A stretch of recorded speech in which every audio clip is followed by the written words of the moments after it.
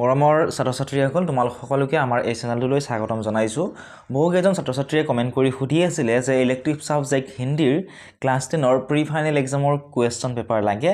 গতিকে আজিৰ ভিডিঅ'ত মই তোমালোকৰ বাবে লৈ আহিছোঁ বিশ্বনাথ ডিষ্ট্ৰিক্টৰ ক্লাছ 10ৰ প্ৰি ফাইনেল এক্সামৰ 2023-24 চনৰ ইলেক্টিভ ছাবজেক্ট হিষ্ট্ৰীৰ কুৱেশ্যন পেপাৰখন। গতিকে চাই যোৱা আৰু কেইটামান মই কুৱেশ্যন আনচাৰ তোমালোকক কৈ দিবলৈ চেষ্টা কৰিছোঁ। 1 নম্বৰত দিছিল গিভ শ্বৰ্ট আনচাৰ, চমুকৈ উত্তৰ দিয়া। 15টা কুৱেশ্যন দিছিলে, প্ৰত্যেকটোতে 1 নম্বৰকৈ টোটেল 15 নম্বৰ। এই নম্বৰ দিছিল which country was known as the workshop of the world. বিশ্বৰ কাৰখানা বুলি কোনখন দেশক কোৱা হয়? বিশ্বৰ কাৰখানা বুলি কোন দেশক কোৱা হয় সুধিছে। উত্তৰটো হৈছে বিশ্বৰ কাৰখানা বুলি কোৱা হয় ইংলেণ্ডক। 2 নম্বৰ প্ৰশ্ন, who discover the sea road from Europe to India. ইউৰোপৰ পৰা ভাৰতবৰ্ষলৈ সামুদ্ৰিক পথৰ আৱিষ্কাৰ কোনে কৰিছিল? ইউৰোপৰ পৰা ভাৰতবৰ্ষলৈ সামুদ্ৰিক পথৰ আৱিষ্কাৰ কৰিছিল ভাস্কো দা গামাই।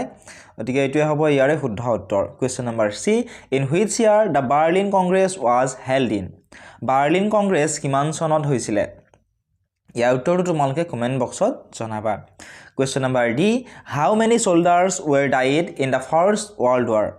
প্ৰথম বিশ্বযুদ্ধত কিমান সৈনিক মৃত্যুমুখত পৰিছিল? প্ৰথম বিশ্বযুদ্ধত প্ৰায় 13 নিযুত সৈনিক মৃত্যুমুখত পৰিছিলে। Question number E, who wrote the book Mein Kampf. এই কিতাপখন আমাৰ গ্ৰন্থখন কোনে ৰচনা কৰিছিল? গ্ৰন্থখন ৰচনা কৰিছিল এডলফ হিটলাৰে। Question number F, who said I will grind France to powder. মই ফ্ৰান্সক গুড়ি কৰি পেলাম বুলি কোনে কৈছিল? মই ফ্ৰান্সক গুড়ি কৰি পেলাম বুলি কৈছিলে হিটলাৰে। নেক্সট কুৱেশ্যন চোৱা, G number, what code name was used by Germany at the time of attack of Russia during the world war. জাৰ্মানীয়ে ৰাছিয়া আক্ৰমণ কৰোঁতে কি গুপ্ত নাম লৈছিল? জাৰ্মানীয়ে ৰাছিয়া আক্ৰমণ কৰোঁতে লোৱা গুপ্ত নামটো আছিল operation Barbarossa. Next question 8 number, who was Vidkun Quisling. Vidkun Quisling কোন আছিল? এইটো তোমালোকে উত্তৰটো কমেণ্ট বক্সত জনাবা। নেক্সট কুৱেশ্যন চোৱা, 9 নম্বৰ, in which year the Atlantic charter was signed. Atlantic চনত কিমান চনত চহী কৰা হৈছিল? আটলাণ্টিক চনত চহী কৰা হৈছিলে 1941 চনৰ 14 আগষ্টত। Next question 10 number, who presided in the San Francisco conference. San Francisco সন্মিলনত কোনে সভাপতিত্ব কৰিছিল? ইয়াৰ উত্তৰটো তোমালোকে কমেণ্ট বক্সত জনাবা। যদিহে নোৱাৰা তেতিয়াও কমেণ্ট বক্সত জনাবা, মই চেষ্টা কৰিম উত্তৰটো কমেণ্ট বক্সত দিবলৈ। Question number K, who was the first president of Indian national Congress. ভাৰতীয় জাতীয় কংগ্ৰেছৰ প্ৰথম সভাপতি কোন আছিল?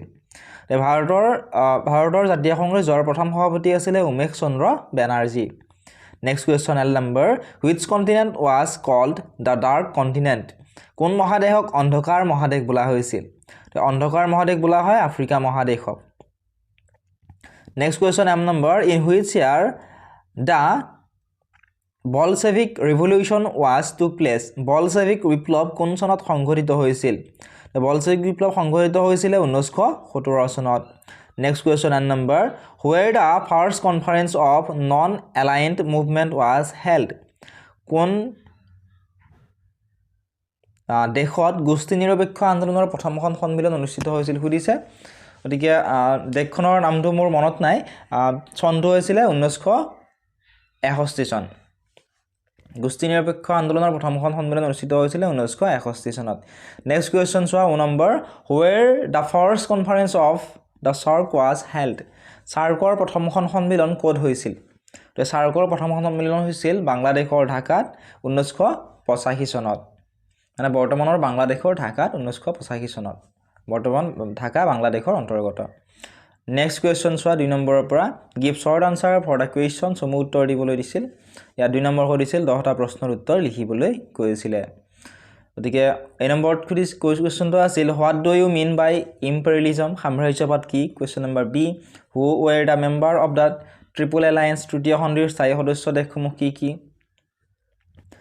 C number, mention the date and year of the treaty of breast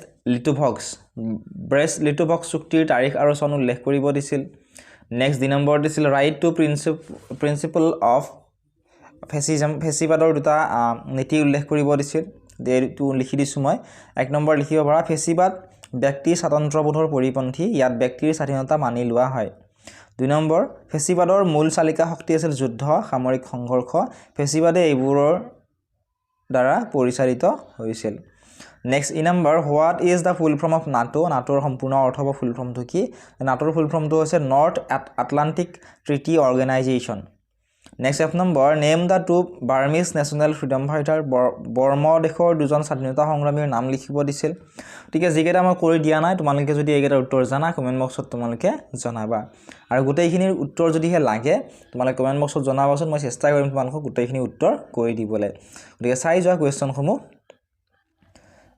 ইয়াত দ্বিতীয় বিশ্বযুদ্ধৰ তিনিটা কাৰণ উল্লেখ কৰিব দিছিল ৰাষ্ট্ৰসংঘৰ তিনিটা মুখ্য অংগৰ নাম লিখিব দিছিল কনষ্টান্টিনোপল পতনৰ মূল কাৰণসমূহ কি আছিল সুধিছে নেক্সট ইটালীত ফেচিবাদৰ উদ্ভৱৰ কাৰণসমূহ কি আছিল চীনৰ সৈতে ভাৰতৰ সম্পৰ্কৰ বিষয়ে আলোচনা কৰিবলৈ দিছিল ৰাষ্ট্ৰসংঘৰ নিৰাপত্তা পৰিষদৰ কাৰ্যপদ্ধতি সম্পৰ্কে এটা টোকা লিখিব দিছিল 10 নম্বৰ দিছিল হিটলাৰৰ ৰাজনৈতিক লক্ষ্য আৰু উদ্দেশ্য কি আছিল আলোচনা কৰা 11 নম্বৰ দিছিল বলকান উপমহাদেশৰ দেশসমূহৰ নাম লিখা নেক্সট ৱাৰছ পেক্টৰ বিষয়ে চমুকৈ লিখিব দিছিল গতিকে এনেকুৱা ধৰণে তোমালোকৰ মেট্ৰিক পৰীক্ষাটো কুৱেশ্যন আহিব ইয়াৰ পৰা বহুকেইটা কুৱেশ্যন কমন আহিব তোমালোকে এই কুৱেশ্যন পেপাৰসমূহৰ গোটেইবিলাক আনসাৰ মনত ৰাখিবলৈ চেষ্টা কৰিবা এইখিনি আছিল আজিৰ এই ভিডিঅ'টি যদিহে তোমালোক ইয়াৰ কুৱেশ্যন পেপাৰসমূহ লাগে ডেছক্ৰিপশ্যনত দিয়া লিংকসমূহত ক্লিক কৰি আমাৰ Facebook page WhatsApp channel Telegram চেনেলত ফ'ল' কৰি ল'বলৈ নাপাহৰিবা তাত তোমালোকে ইয়াৰে পিডিএফসমূহ পাবা একেবাৰে ফ্ৰী হয় এতিয়াই তোমালোকে ফ'ল' কৰি লোৱা সকলোবোৰ লিংক ডেছক্ৰিপশ্যনতে পাবা